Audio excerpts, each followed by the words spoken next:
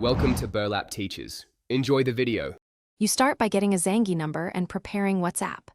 First, install Zangi, verify identity with email or SMS, and buy or reserve the number you need. Choose country and area code.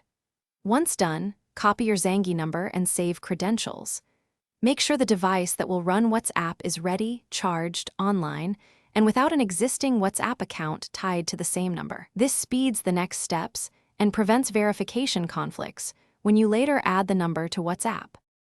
Now you perform WhatsApp verification with the Zangi number. Open WhatsApp and begin the phone number registration or change flow. Select the correct country and enter your Zangi number. Request SMS first. WhatsApp sends a 6-digit code. If the code doesn't arrive within a minute, request the voice call option.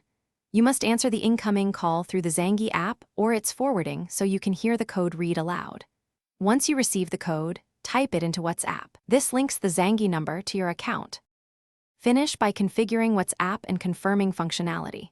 Set your profile name and photo, enable chat backups, and turn on security notifications so you get alerts for changes. Test sending messages and group joins to verify delivery.